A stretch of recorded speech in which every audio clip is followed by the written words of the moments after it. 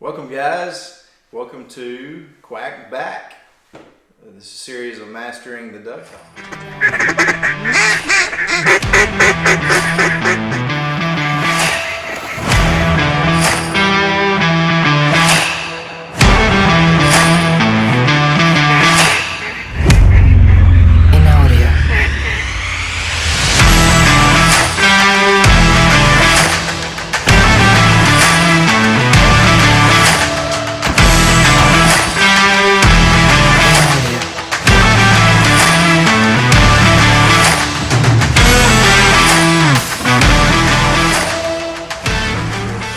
Together some videos moving forward, and we felt like some tutorial calls on duck calls, types of calling, strategy, whether it's in the woods or the field, types of duck calls, and when to use them, when not to blow, when to blow, stuff like that. We're going to dig into the art of blowing a duck call. And so today I wanted to start this series with just a real simple illustration of a couple calls I use on my lanyard.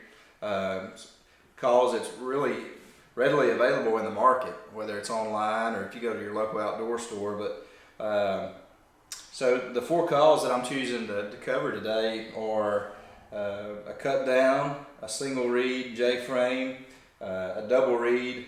It's a new style. They call it the Louisiana sliding wedge, but it's really a new call that a guy named Chris Beckman's come up with. It's a three-piece call, but we'll cover that in here in a minute. It's actually a double reed. And then I've got the old mallard whistle. So actually I want to start with it first. I think it's the most neglected call that has the most potential. I'll say that. Late season I always have this on my lanyard. Typically I run two calls and a whistle, but when it comes late season I use this a lot. A lot of guys, when they blow these Drake whistles, they blow them too long and it sounds like a bullfrog. And I'll just illustrate that just real quick. It's not how you want to blow that duck call. If you ever spend any time in the woods and just sit and listen to mallard drakes in the woods, it's real quick.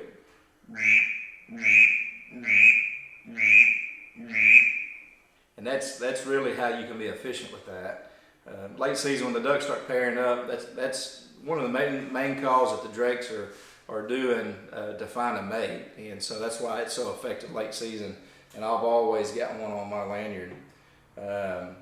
Here, I'll just go ahead and cover this new call. It's called the Edison by Chris Beckman. It's a new call that just came out this year. It's a double reed call. Typically, a duck call consists of a barrel and an insert, and on his call, the insert actually has a tone board and the exhaust chamber, and they separate. And with that being said, when you pull it out, you can adjust your reed length however long or short you want, and then put your wedge back in. So it does not require cutting your reeds, and it's a permanent wedge instead of a cork. So I really like this design. You can adjust it on the fly. Say you get in the woods and you really don't like the pitch or sound your call's making, or say you've got a buddy that's got a real high pitch hen call and you want a more raspy, you can adjust your call just within seconds and snap it back in and make your duck call sound like a different duck. But just real quick, this is a double reed call. Sounds just like a mallard hen.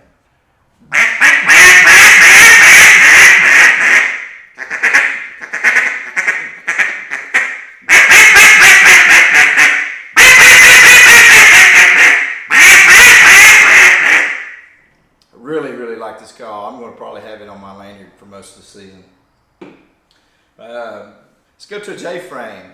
This is an echo duck call. The model is a breaker, but they make these calls down in Beebe, Arkansas. Echo's been around for a long time, and Mr. Rick Dunn, he's a great guy, gives great advice. But this is just an old traditional J-frame.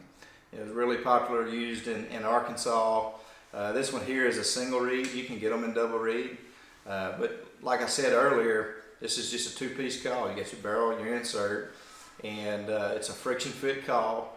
And so what you do, you would take your cork out, adjust your reed length however you need to fit, and slide your cork back in and then assemble the call back. But just real quick on tuning these calls, the longer your call or your reed is, the harder it is to blow, the more raspy, throatier sound it has.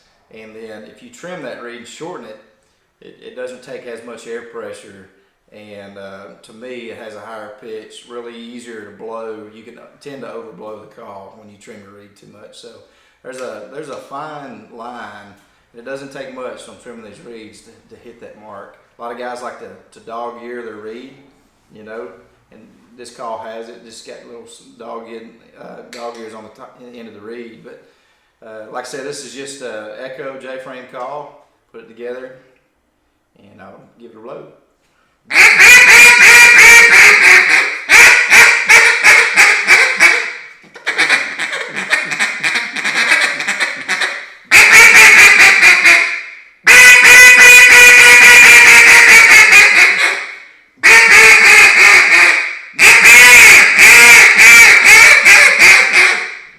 Really good call. It's you can finesse on it.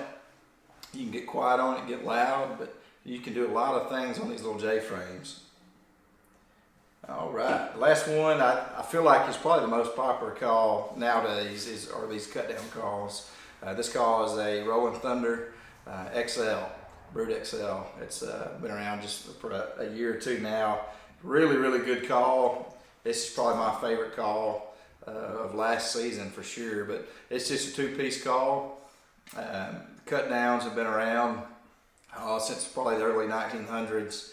Company PSO out of Illinois, they made just the old rubber call, and guys from Quincy down to Arkansas, Louisiana used to put a cut on them, and they're just a very loud, aggressive call with a big open bore, and very effective in the timber, in Arkansas. So, and I say that is because there's so much competition and pressure in the woods. If you have a group of 10 guys that you're hunting with, you may have another group within 200-300 yards, and you're competing really to be the loudest in the woods. So these cut down calls have a lot of versatility to them.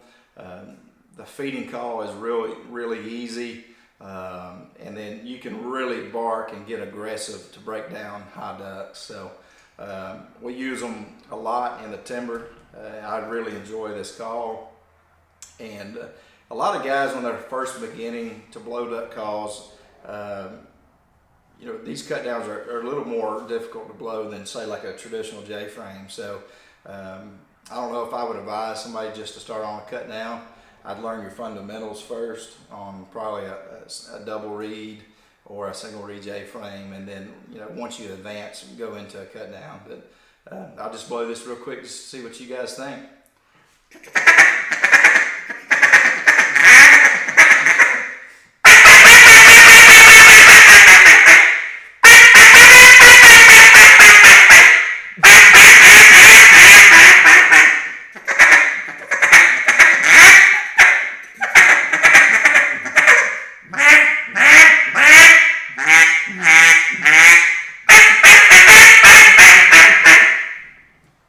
Really like that call. I'm looking forward to blowing it again this year.